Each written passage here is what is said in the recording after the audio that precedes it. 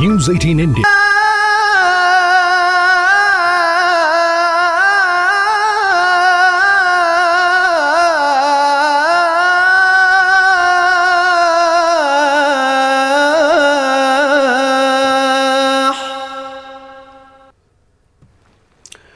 नाज़रीन आदाब, न्यूज़ 18 उर्दू में आपका इस्तकबाल है। मैं हूं मोहम्मद विसाल आज़म। अभी जो आपने अज़ान की आवाज़ सुनी, दरअसल ये एक हिस्सा है। इसमें मुअज़्ज़िन ये कहता है कि हय्या अलस्सलाह हय्या अलल फलाह, यानी आओ नमाज के लिए, आओ कामयाबी के लिए, यानी आओ कामयाबी की तरफ। अब सवाल इस बात को लेकर उठता है कि इस आवाज़ को, यानी किसी को जब ये कहकर पुकारा जाए कि आओ कामयाबी की तरफ, आओ नमाज की तरफ, तो इस पर भी सवाल उठने लगते हैं। कई बार मुल्क में, एक बार नहीं कई बार तो ऐसा हुआ कि इसको लेकर आवाज़ ऐसे शख्सियत ने उठाई, ऐसे शोबे से लोगों ने उठाई जहां पर सिर्फ और सिर्फ कुछ दूसरी तरह की चीज़ें होती रहती हैं, चाहे वो फिल्मी शोबा हो या दूसरे शोबा हो। उधर से भी कुछ लोगों ने कई बार आवाज़ उठाई है। और अक्सर जब इस पर आवाज़ उठती है, फिर जाहिर है कि इसकी मुखालफत में आवाज़ उठती है, और उसके बाद फिर जो है ये माना जाता है कि नहीं, ये एक हक है। हिंदुस्तान चूंकि एक जमहूरियत है, यहाँ डेमोक्रेसी है, आइन हमें यह हक देता है कि हम अपने अपने मजहब के लिए, यानी हम में से कोई भी शहरी जो हिंदुस्तान का रहने वाला है वो अपने मजहब के तौर तरीके पर पूरी आज़ादी के साथ चल सकता है। तो दरअसल हम इस बात का जिक्र इसलिए कर रहे हैं कि एक बार फिर अजान पर तूफान मचा है। दरअसल कर्नाटक पुलिस के हवाले से एक मकतूब सोशल मीडिया पर खूब चर्चा में रहा, और उस मकतूब में यह दर्ज था कि तमाम ज़िले के एसपीज़ को यह अहकाम दिया जाता है कि मस्जिदों से लाउड स्पीकर को हटा दिया जाए। अब इसकी सदाकत क्या है, हम इसी को जानने की कोशिश करेंगे।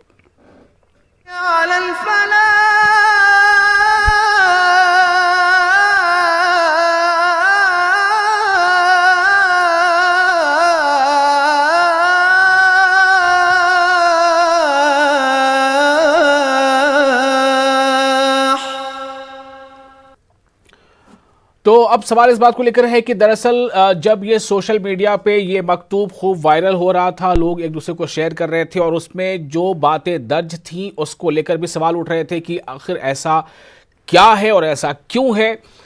तो जब इसको लेकर एक बेचैनी महसूस की गई, कुछ लोगों ने जाके हुक्काम से जाके मिले, अफसरान से मिले, तब जाकर ये पता चला कि नहीं, इस बारे में कुछ ना कुछ गड़बड़ ज़रूर है, और ऐसा बिल्कुल नहीं है जैसा कि इस मकतूब में ज़िक्र है। हम आपको ये बता दें कि इस मकतूब में ये ज़िक्र था कि तमाम जो एसपी हैं, यानी कि ज़िलों के जो सुपरिटेंडेंट ऑफ पुलिस होते हैं, उनको ये अहकाम था आईजी कर्नाटक की तरफ से, डीजी कर्नाटक की तरफ से ये दर्ज था कि आपको मस्जिदों से ये हटा देना है। हम इस बारे में आपको मज़ीद जानकारी भी देंगे और आपको बताएंगे कि दरअसल इसमें जिक्र क्या था और क्यों इसको लेकर एक तशवीश पैदा हुई। हम आपको ये भी साथ साथ बता देते हैं कि इसके बाद जब तहरीरी तौर पर जब इसमें बयान आया है डीजी का, तो उन्होंने ये बताने की कोशिश की है कि दरअसल ये जो मामला है, ये पुलिस महकमे के किसी क्लर्क की तरफ से बिना बड़े अफसरान की सहमति के या उनकी रजामंदी के ये जो है लेटर इशू कर दिया गया, और ये एक शरारत है। पुलिस का कहना है कि ये एक शरारत है और इसकी हम जांच करवा रहे हैं। इस बारे में जो जानकारी दी गई डीजीपी कर्नाटक की तरफ से, उसमें साफ तौर से ये दर्ज था कि चूंकि वो हमारे पास राइटिंग में यहाँ मौजूद है, मैं इसे पढ़ कर सुना देता हूँ, नाज़रीन हमारे सुन लेंगे कि on verification it is found that this letter has been issued mischievously without proper authorization of superiors by the clerk addressed to all police commissioners and superintendents of police, यानी तमाम जिलों के जो सुपरिटेंडेंट ऑफ पुलिस हैं और जो police commissioner हैं उनके नाम ये मकतूब था, जो कि एक महकमे के क्लर्क के जरिए से गलत इरादे की वजह कर उन्होंने अपने तौर पर इस ऐसे लेटर को ड्राफ्ट किया और उसे डाल दिया। However, no such instructions have been issued to remove the sound system from the mosque as is being interpreted in the social media. Police का ये कहना है कि सोशल मीडिया पे जिस तरह से ये वायरल हुआ है, ऐसा कोई पुलिस के महकमे की जानिब से ऑफिशियली ऐसा कोई सर्कुलर जारी नहीं हुआ है, कोई ऐसी नोटिस जारी नहीं हुई है। Further inquiry into the matter is under way. Public are advised not to heed to any such rumours और मिसलीडिंग इंटरप्रिटेशंस। लोगों से उम्मीद की जाती है और दरख्वास्त की जाती है कि वैसे किसी इंटरप्रिटेशन पर ध्यान ना दें। हम बात करेंगे, अपने साथ कुछ मेहमान मौजूद हैं, उनसे। हमारे साथ मौजूद हैं एन डी मुल्ला, एक्स डीसीपी हैं क्राइम बेंगलुरु, और हमारे साथ हैं मौलाना मकसूद इमरान रशीदी, और कुछ हमारे साथ हजरात जुड़ने वाले हैं। जब वो जुड़ेंगे, हमारे साथ अब्दुल अजीम साहब भी हैं, chairman Karnataka state minorities commission, और Syed Shafiullah, state vice president JDS, ये हमारे साथ जुड़ेंगे कुछ देर में। सबसे पहले हम चलते हैं एन डी मुल्ला साहब के पास। मुल्ला साहब, आपको मेरी आवाज मिल पा रही है? हाँ, बिल्कुल आ रही है जी। मैं आपसे जानना चाहता हूं कि आपके कानों तक सबसे पहले ये खबर कब पहुंची, किस तरह से पहुंची, और आपका पहला रिएक्शन क्या था?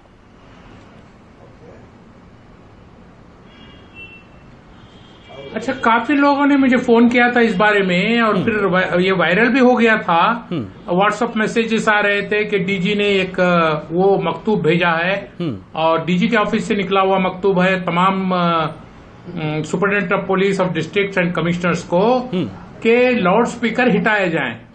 मगर जब मकतूब मेरे नजर से गुजरा, ये जो सर्कुलर जिसे कहते हैं हम, उसके नीचे डीजी के सिग्नेचर नहीं थे। अच्छा। किसी क्लर्क के सिग्नेचर थे, जो मुझे लगा कि कोई किसी पढ़े लिखे आदमी के तो सिग्नेचर नहीं हो सकते थे वो।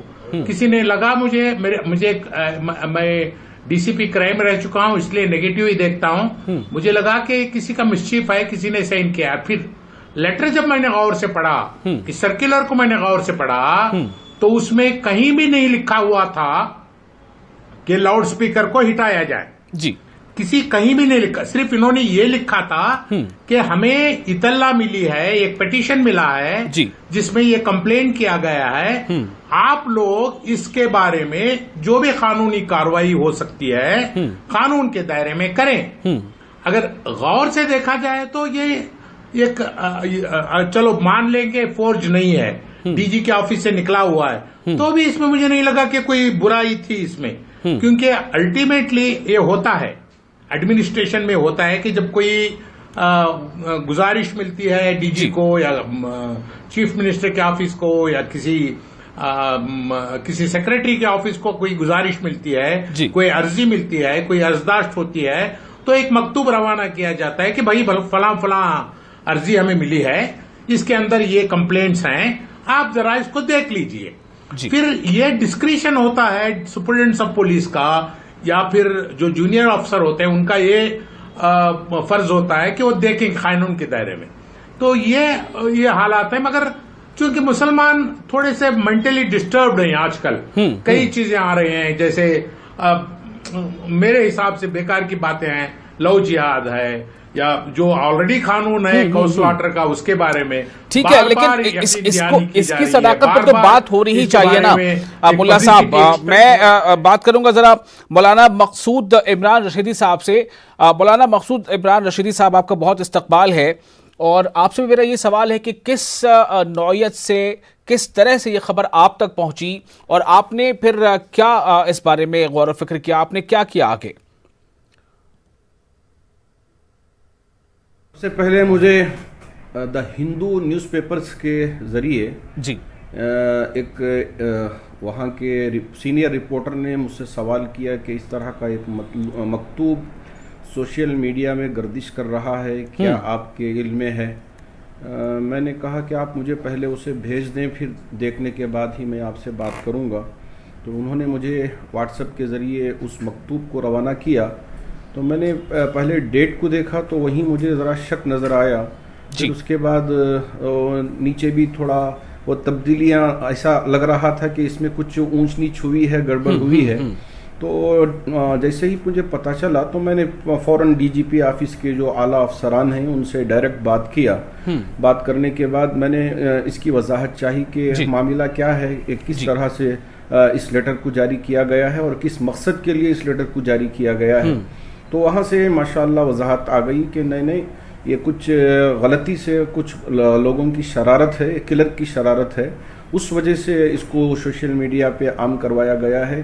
क्योंकि बाज़ लोग ऐसे हैं कि जो चाहते हैं कि बैनुल मज़ाहिब के दरमियान में लड़ाई झगड़ा हो और यहाँ का अमन व अमान ख़तरे में पड़ जाए, यहाँ की भाईचारगी के अंदर आग लग जाए, इस तरह की सोच भी बाज़ लोग रखते हैं।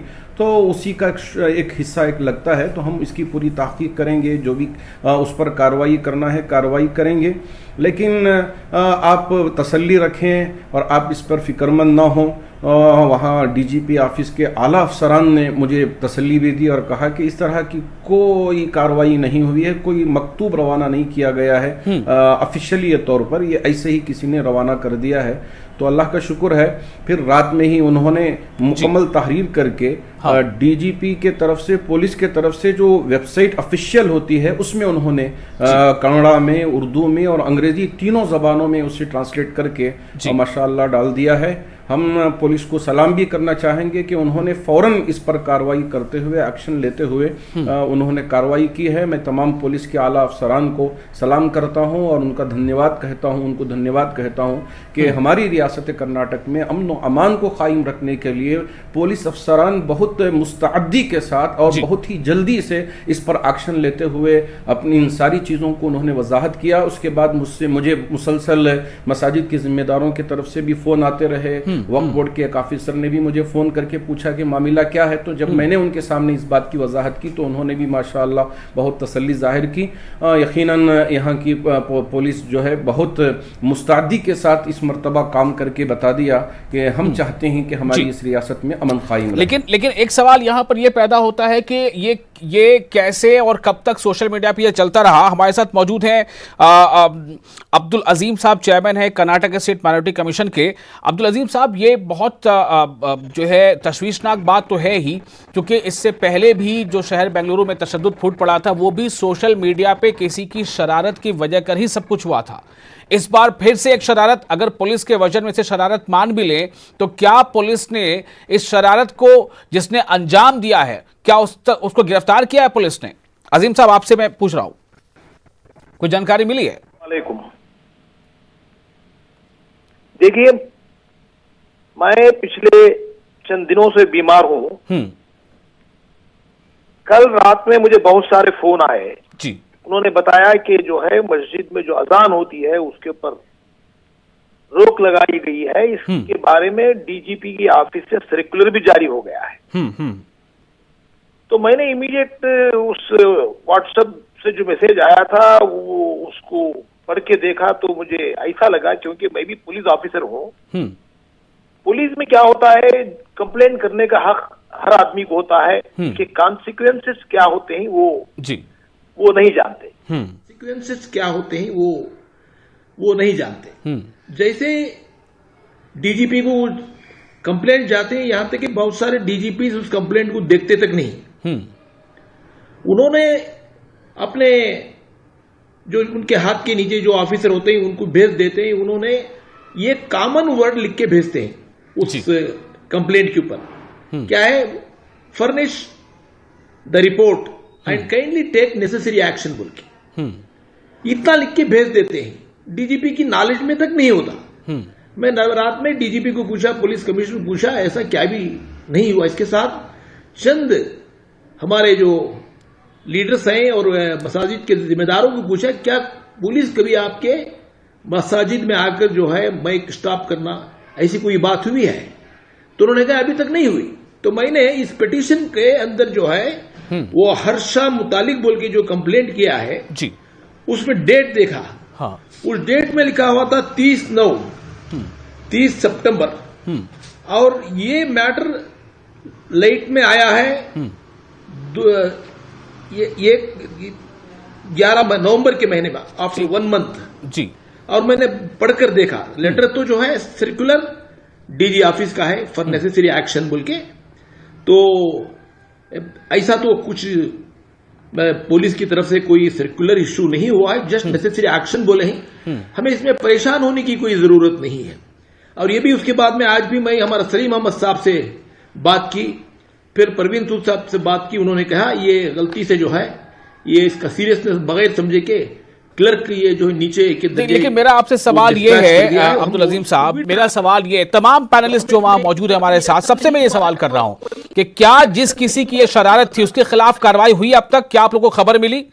हमें तो अब तक खबर नहीं मिली हमारी जानकारी के मुताबिक। इसके बारे में ये बात आपने ये डीजीपी की नॉलेज को लाया जाएगा। सिर्फ इतना काफी नहीं विड्रा करने से, ऐसे शरारत करने वालों से कम्युनल क्लैश होते ही। हाल ही में डीजी हल्ली एंड केजी हल्ली में इतनी बड़ी बिल्कुल को शफीउल्लाह साहब हमारे साथ मौजूद हैं। Syed Shafiullah, state vice president JDS Janata Dal secular. Shafiullah साहब, जाहिर है ये खबर आप तक भी पहुंची ही होगी, जब आपको हमने अब इस प्रोग्राम के लिए बुलाया उससे पहले ही पहुंची होगी। मैं ये जानना चाहता हूं कि आप तक ये खबर कैसे पहुंची, आपका रद्द-ए-अमल क्या था, और क्या ये तो बड़ी अच्छी बात हो रही है कि चलो भाई इस बार जो है ऐसा कुछ मामला नहीं हुआ, पुलिस ने संभाला सब कुछ है, लेकिन जो शरारत करने वाले लोग हैं उनके खिलाफ कार्रवाई भी हुई?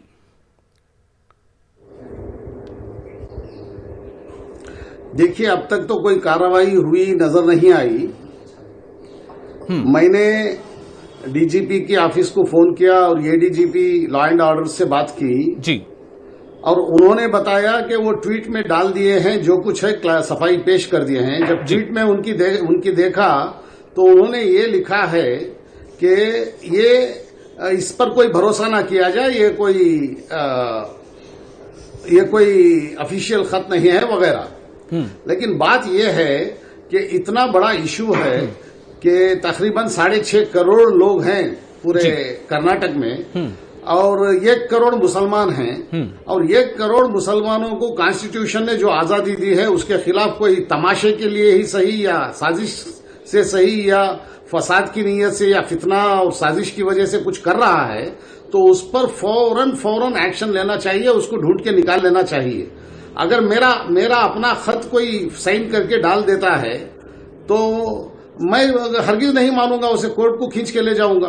अब एक पुलिस डिपार्टमेंट के सबसे बड़े आईजी डीजीपी का अगर आईजीपी का खत अगर साइन करके डाल रहा है तो उसको जरा वक्त भी नहीं देना चाहिए उसको पकड़ने में और उसको कानूनी कार्रवाई करने में, वरना ऐसे शरीरों को फिर शाही मिलेगी। और एक ही शरीर है क्या यहाँ पर? और अभी अगर इसको देखा जाए तो ये भी पता चलता है कि सारे गवर्नमेंट डिपार्टमेंट्स में ऐसे शरीर वहां हर डिपार्टमेंट में मौजूद होंगे। ये खामखा हमारे कर्नाटक में, जहां पूरा अमन के लिए हमारा कर्नाटक मशहूर है, हाँ, इस अमन की फिजा को मकदर करने के लिए ऐसे लोग साजिश करेंगे। इसके लिए फौरी कार्रवाई करनी है जी। और हमारे अजीम साहब को और मुल्ला साहब को, क्योंकि वो सब पुलिस डिपार्टमेंट से आए हैं, तो मैं उनसे रिक्वेस्ट करता हूं कि वो अपना प्रेशर सफाई पेश करने के बजाय उधर उन पर एक्शन लेने के लिए डलवाए। बिल्कुल, ये बहुत अहम सवाल है। चूंकि देखिए अब्दुल अजीम साहब, आप जो भी कह रहे हैं, आपने भी कहा मैं पुलिस में था पहले, मुझे पता है कि किस तरह से काम होता है, लेकिन एक मतलब क्या इंतजार क्या इस बात का किया जा रहा था कि जैसे पिछले दिनों बेंगलुरु और डीजे हल्ली वगैरह में तशद्दुद फूट पड़ा, क्या वैसे कुछ हालात बने? आखिर इंतजार किस बात का किया जा रहा है? जब एक गुज़िश्ता दिनों का एक शाहिद हमारे साथ मौजूद है कि ऐसे हालात पैदा हो गए थे, तो आखिर इस पर कार्रवाई में ताखिर क्यों? मुल्ला साहब, मेरा आपसे सवाल है, क्या आप अपने तौर पर इसे ये नहीं समझ पा रहे हैं कि ये बहुत जो है तशवीशनाक मरहला है, फिर से एक बार एक डीजे हल्ली और वैसे हालात पैदा हो सकते हैं?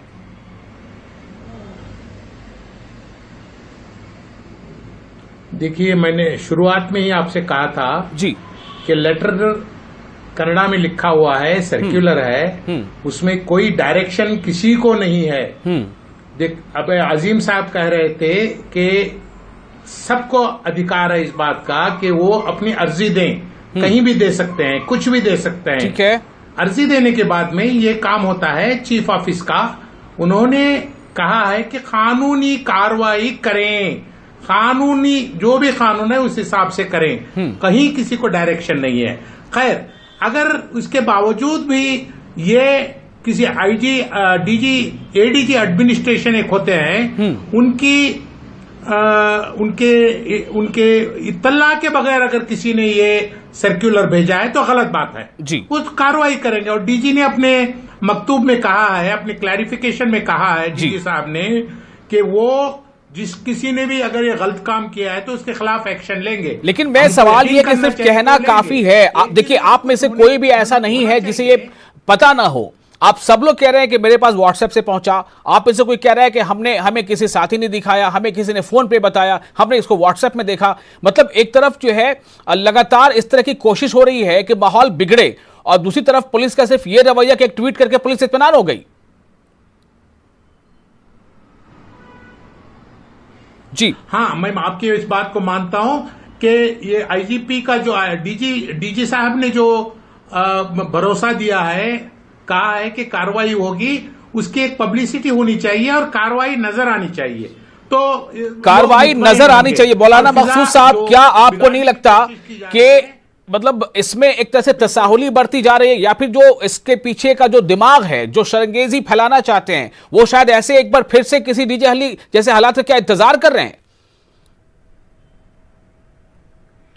बिल्कुल, आप जो कह रहे हैं इस पर मुकम्मल कार्रवाई होनी चाहिए, और जो तहकीक होगी कौन इसके पीछे हैं, इन लोगों की भी सारी तफसीलात अवाम के सामने आनी चाहिए, ताकि फिर आइंदा कभी किसी को हिम्मत ना हो इस तरह की गलत हरकतें करने की या गलत काम करने की। चूंकि अमन बहुत बड़ी चीज़ होती है, अमन के दरमियान में खलल पैदा करना और यहाँ माहौल को गरमाना और माहौल को खराब करना यह बहुत खतरनाक चीज होती है। इससे मुल्क भी बदनाम होगा और यहाँ भी आवाम भी परेशान होगी। ऐसी सूरत हाल को काबू में रखने के लिए अगर इस तरह की हरकतें जहाँ कहीं भी हो जाती हैं तो इन पर फौरन एक्शन लेना ये पुलिस की भी जिम्मेदारी है। और जितने भी अहबाब हैं मैं उनसे भी गुजारिश करना चाहूँगा कि पुलिस डिपार्टमेंट को आप गुजारिश करें, रिक्वेस्ट करें और उनसे कहें कि इसके सिर्फ अंदर तहकीकात करके तफसीलात रख लेना ये इस वक्त में मुनासिब नहीं है। ये कौन किया है, कैसे हुआ है, किस तरह पहुंचाया गया है और ये कैसे तशहीर हुआ है, न्यूज़ों में किस तरह दिखाया गया, इसकी सारी बातें आवाम के सामने आनी चाहिए ताकि फिर आइंदा किसी भी तरह की हरकतें करने वालों को हिम्मत ना हो। बिल्कुल चाहते हैं। मैं शफीउल्लाह साहब के पास एक बार आऊंगा। शफीउल्लाह साहब, आप अपोजिशन में हैं, एक मौका था आप इक़्तिदार में थे, अभी आप अपोजिशन में हैं। क्या आपको नहीं लगता कि आपकी पार्टी की ये जिम्मेदारी है? क्या आप इसके बारे में आपकी पार्टी का कोई डेलीगेशन जाके पुलिस के आला अफसरान से मिलेगा, इस बारे में कोई दबाव बनाएगा कि जो भी शरंगेज़ी के पीछे उसके खिलाफ कार्रवाई हो? इसी के बारे में सोच विचार हो रहा है हमारी पार्टी में। इंशाअल्लाह वो भी कोशिश की जाएगी और जाकर जरूर मिलेंगे। और ये बात मुझे मालूम होते ही फौरन मैंने आईजीपी को फोन किया और आईजीपी चूंकि मीटिंग में मौजूद थे तो ये एडीजीपी लॉ एंड ऑर्डर से बात की और उन्होंने सफाई पेश की कि ये खामखा का खत भेज दिया गया था वगैरह। हम तो इसको लाइट से ले लेंगे, लोग लाइट से ले लेंगे और ये खत्म हो जाएगी, समझें। लेकिन मसला ये है कि एक नवीन नामी शख्स ने सिर्फ एक मैसेज भेजकर अब 450 लोग जेलों की सलाखों के पीछे हैं। और खामखा इतना बड़ा यहाँ बेंगलोर में जहाँ अमन के लिए मशहूर हमारा शहर है, हमारे शहर में डीजे हल्ली में इतना बड़ा वाकया वो नवीन की वजह से पेश आया और नवीन अब छूटकर बाहर है और उसी की वजह से हुआ है। इतना सब देखते हुए पता चलता है कि ये जो भी किया है, ऐसा लेटर तैयार किया है या ऐसा कंप्लेंट पेश किया है या इसको फैलाने में काम किया है, उसके ऊपर बगैर हमारे डिमांड के एक्शन ले लेना चाहिए, क्योंकि ये हमारे मुल्क के अमनो आश्ती के लिए जरूरी है, हमारे स्टेट के अमन के लिए जरूरी है, हमारे बेंगलुरु शहर के अमन के लिए जरूरी है। देखिए, फाइनल कमेंट के लिए मैं फिर से एक बार अब्दुल अजीम साहब के पास आऊंगा। अब्दुल अजीम साहब, क्या आपको नहीं लगता है कि यहां पे फिर से एक बड़ी लापरवाही बरती जा रही है? एक ट्वीट किया, इत्मीनान हो गए। आप समझदार हैं, बाकी लोग समझदार हैं, लेकिन जो बड़ी तादाद में ये अभी भी सर्कुलेट हो रहा होगा, अगर उनमें फिर से कोई ऐसी बात सामने आ जाती है, इसके लिए जिम्मेदार कौन होगा? हेलो जनाब, एक मिनट। हेलो, मैं अब्दुल अजीम बोल रहा हूँ। हेलो जी, बोलिए। हेलो, सुनाई दे रहा है आपको? बिल्कुल सुनाई दे रहा है, बोलिए।